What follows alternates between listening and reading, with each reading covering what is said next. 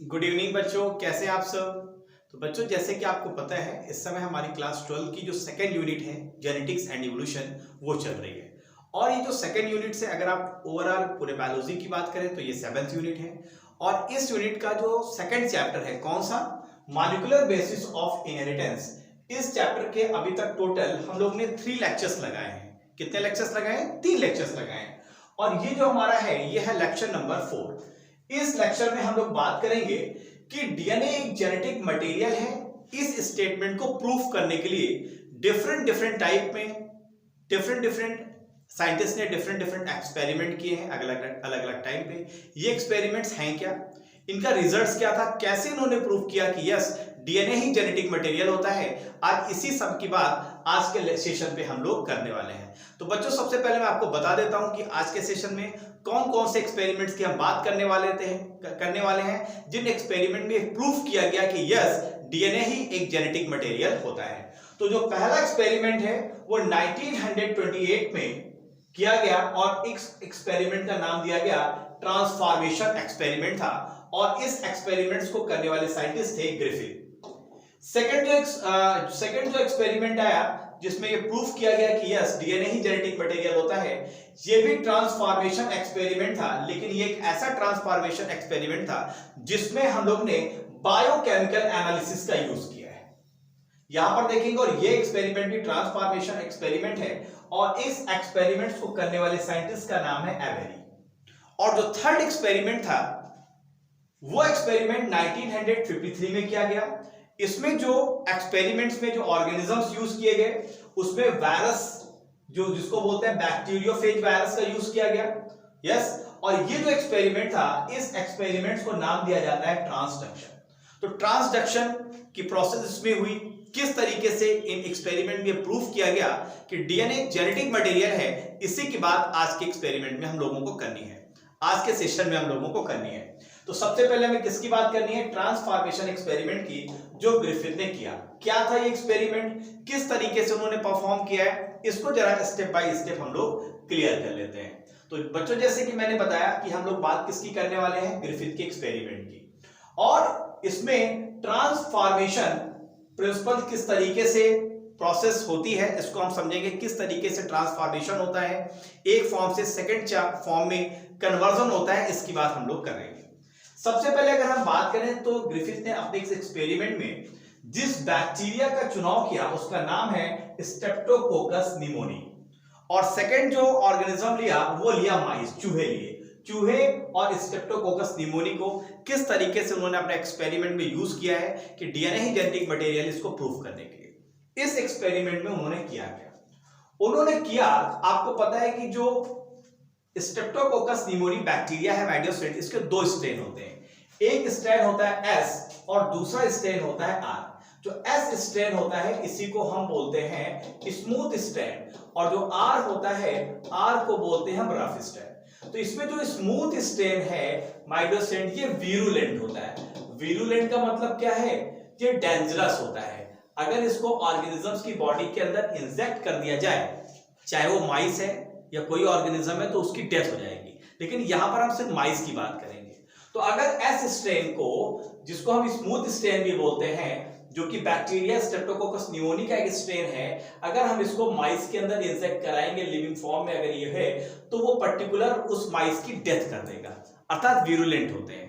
Clear है? और जो दूसरा स्ट्रेन होता है जिसको हम रफ स्ट्रेन बोलते हैं, ये नॉन वीरुलेंट होते हैं। मतलब ये किसी तरीके की कोई डिसीज पैदा नहीं करते हैं, डिसीज तो पैदा करते हैं लेकिन ये नॉन वीरुलेंट होते हैं, मतलब ये घातक नहीं होते हैं।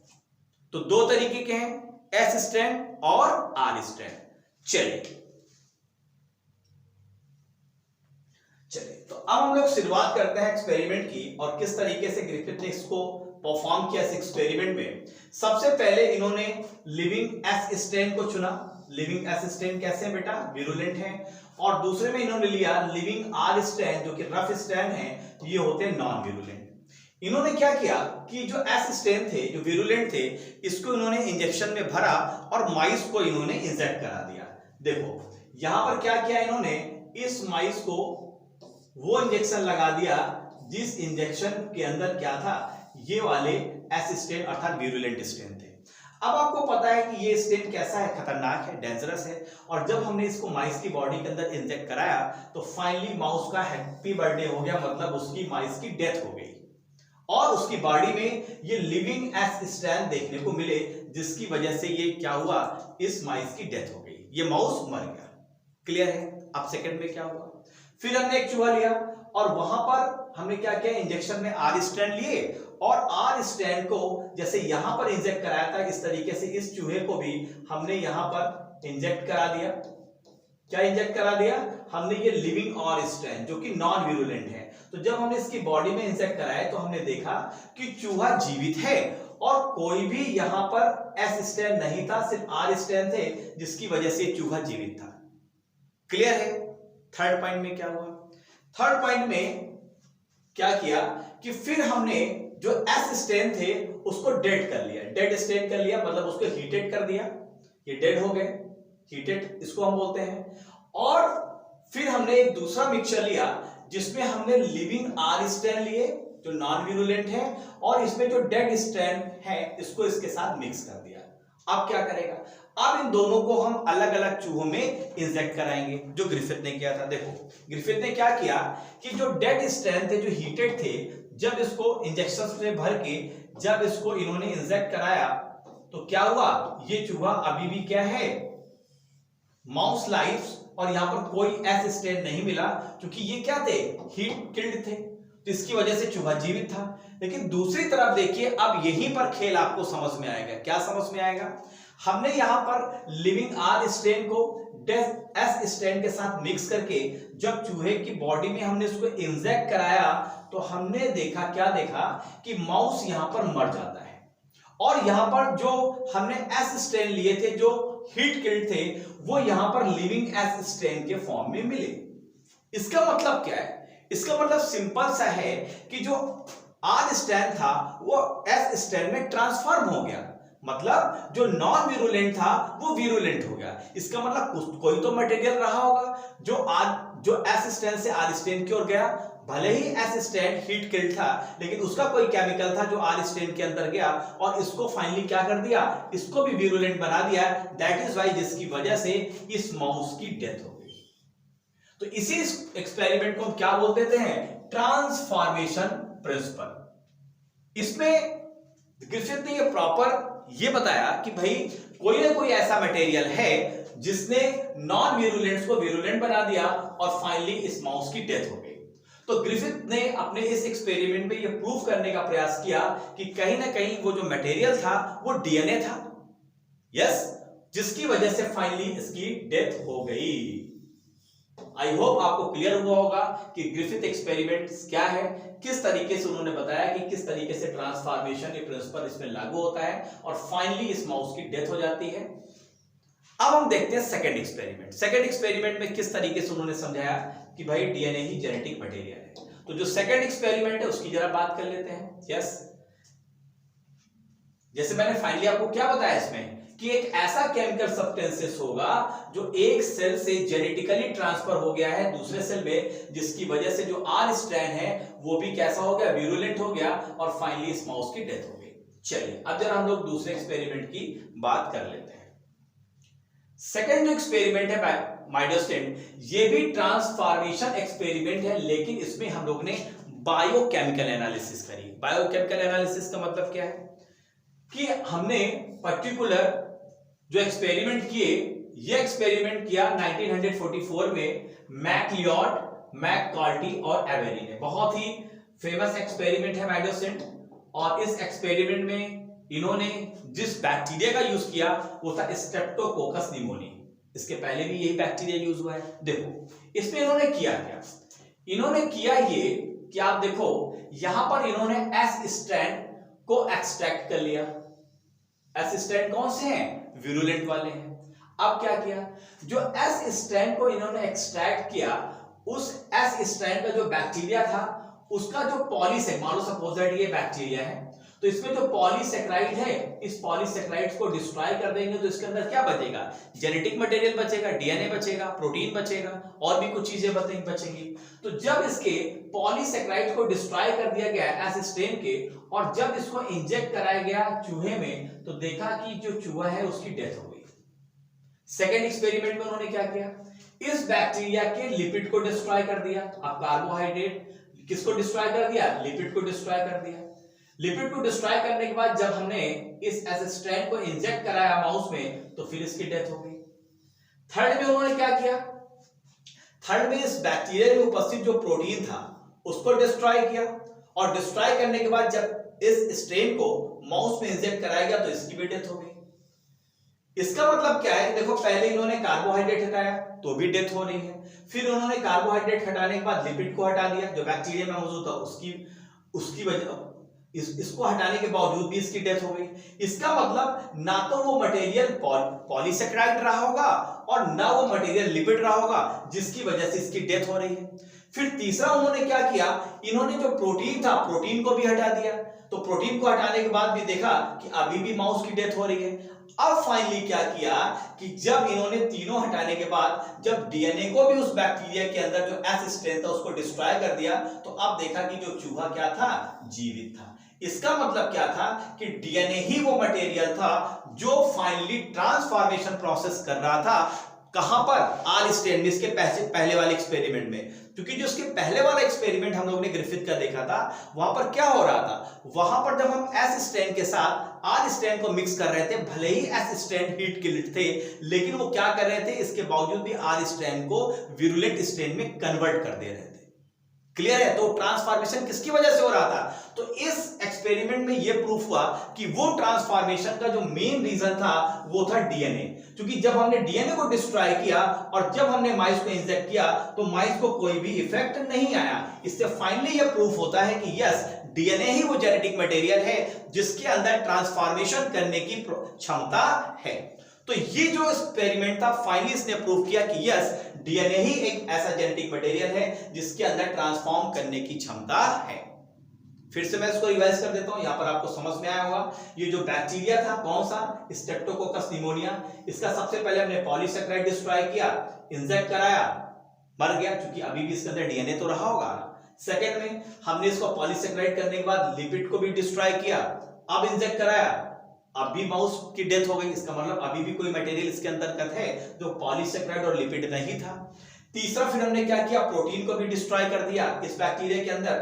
तो पॉलीसेक्राइड भी डिस्ट्रॉय करके देख लिया तो भी मर जा रहा था, लिपिड को डिस्ट्रॉय करके देख लिया तो भी इसकी डेथ हो जा रही थी, प्रोटीन को भी डिस्ट्रॉय किया तो भी इसकी डेथ हो जा रही थी। लेकिन फाइनली जब हमने डीएनए को डिस्ट्रॉय किया इस बैक्टीरिया के अंदर और जब हमने माउस को इंजेक्ट कराया तो ये जीवित था। इसका मतलब क्या था कि डीएनए ही वो मटेरियल था जो फाइनली इसकी डेथ का रीजन बन रहा था और यही ट्रांसफॉर्मेशन कर रहा था जो ग्रिफिथ ने अपने एक्सपेरिमेंट में किया था। उस एक्सपेरिमेंट को और इस एक्सपेरिमेंट में प्रूफ किया गया कि यस, डीएनए ही जेनेटिक मटेरियल होता है। तो इस एक्सपेरिमेंट से रिलेटेड जो इंपॉर्टेंट पॉइंट है आपके नीट एग्जामिनेशन के पॉइंट ऑफ व्यू से, वो है कि एक्सपेरिमेंट कब हुआ? 1944 में हुआ।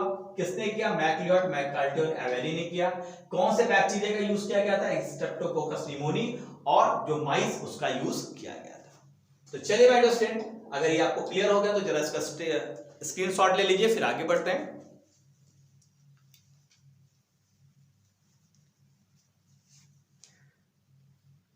चलिए बच्चों, तो जरा अब हम लोग देख लेते हैं नेक्स्ट एक्सपेरिमेंट। नेक्स्ट एक्सपेरिमेंट था हर्शे चेस का एक्सपेरिमेंट।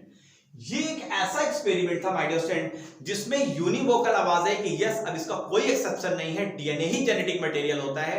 इस एक्सपेरिमेंट में हर्शे एंड चेस ने, अगर आप इनके एक्सपेरिमेंट्स को देखोगे तो क्या किया कि फाइनल यूनिवोकल एक ही आवाज है कि यस, डीएनए ही जेनेटिक मटेरियल होता है। अपने इस एक्सपेरिमेंट में हर्शे एंड चेस ने जिस बैक्टीरिया का यूज किया वो था एसर्सिया कोलाई। बहुत अच्छी तरह से परिचित होंगे आप एसर्सिया कोलाई से। ये वही बैक्टीरिया है जो जेनेटिक इंजीनियरिंग में बहुत ज्यादा यूज किया जाता है। और थर्ड, इसके साथ इन्होंने क्या यूज किया? वायरस को यूज किया जिसको बोलते हैं बैक्टीरियोफेज वायरस। बैक्टीरियोफेज वायरस वो वायरस होते हैं जो बैक्टीरिया को इन्फेक्ट करते हैं। क्लियर है? इसके साथ इन्होंने ये जो प्रोसेस था, यस, ये प्रोसेस था ट्रांसडक्शन का। चलिए और यहां पर ये जो एक्सपेरिमेंट्स को हम ब्लेंडर एक्सपेरिमेंट्स के नाम से भी जानते हैं। चलिए अब जरा देखते हैं हर्शे चेज इन एक्सपेरिमेंट में और क्या किया गया। आपको पता है जो बैक्टीरियोफेज वायरस होता है, यस, तो इसका ये ऊपर क्या होती है, ये होती है प्रोटीन कोट और अंदर होता है इसका जेनेटिक मटेरियल। तो जो इसका जो जेनेटिक मटेरियल था इसको उन्होंने P32 से लेबल्ड कर दिया, यस, रेडियो एक्टिव होता है।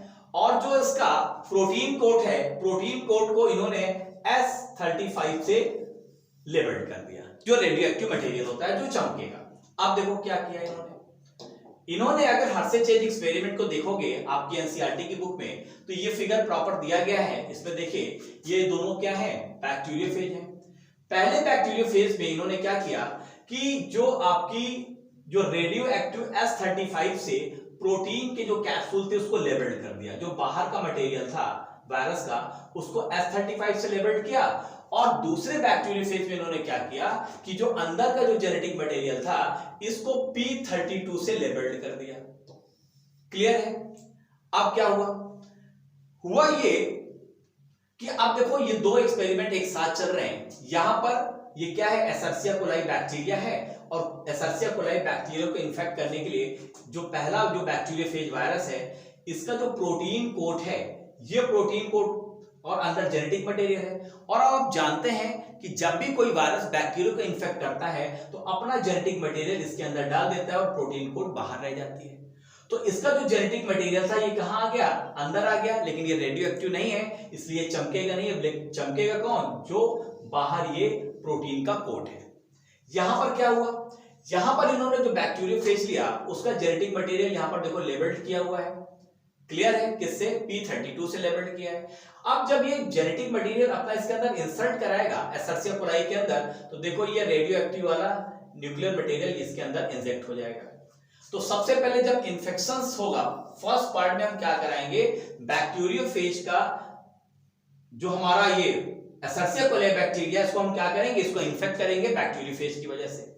अब सेकंड क्या होगा, सेकेंड प्रोसेस में आप देखेंगे यहां पर ब्लेंडिंग होगी। ब्लेंडिंग प्रोसेस में हम क्या करेंगे, आप देखेंगे कि यहां पर पहले वाले एक्सपेरिमेंट में जो प्रोटीन कोट था वो बाहर रह गया था और जो आपका न्यूक्लियर जो जेनेटिक मटेरियल था वो अंदर आ गया, जो कि लेबल्ड नहीं था। तो ये कोई अपना ये चमकेगा भी नहीं, प्रॉपर ये साइन भी नहीं करेगा।